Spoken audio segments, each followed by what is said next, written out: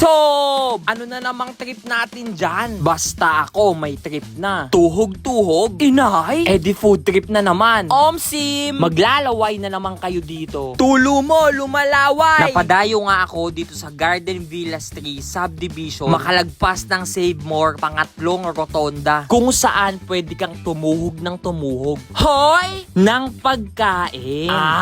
Meron sila ditong iba't ibang binibenta na sa murang halaga ay mabubusog ka na. Solid! Meron sila ditong isang buong puset, isaw ng manok, probensano, dinamita, atay ng baboy, quick, lumpiang Shanghai, at yung pinagmamalaki nilang calamares. Ito yung favorite ko yung galamay.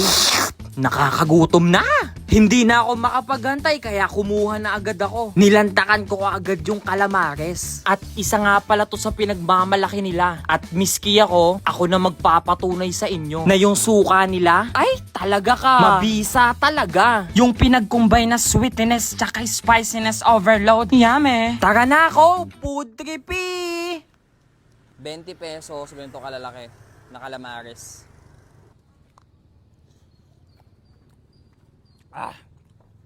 Sausawan, pwede mo na yung ulam. Ito sakto yung pagkakaluto. Kasi pag nasusobrahan doon sa luto, nagiging chewy siya. Para siyang bubble gum. Ito hindi.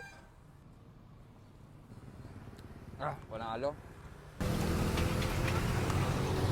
Bagong sili Ito nga pala yung paborito kong galamay. Lagi din yan available. Pwede mo din yan i-request sa kanila. Napakabisa niyan, sob. Ganyan kadami, 20 pesos. Habang kumakain nga ako dito, may pumukaw ng pansin ko. Sumusubaybay daw siya sa mga videos natin. Tignan nyo, Ayun.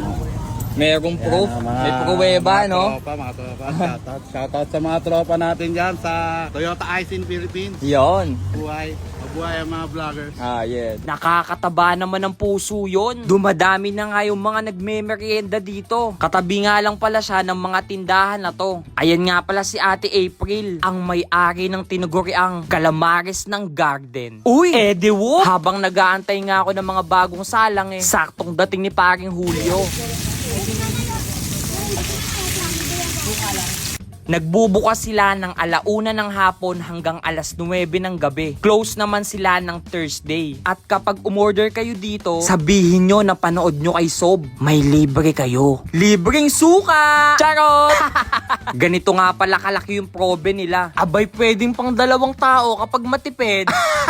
Proben at lupia nga pala yung in-order ni paring Julio. Pasok na pasok talaga yung lasa sa budget. Tinikman ko din yung atay ng baboy at dynamite. Wala, pulido talaga lahat. Depende na lang sa trip nyo kung anong gusto nyong kainin dito. Pag nagdala ka nga dito ng 100 pesos, busog ka na ditong lalabas. O alam nyo na kung saan kayo magpo-food trip ulit, ha? Ang calamares ng garden. Dayuhi!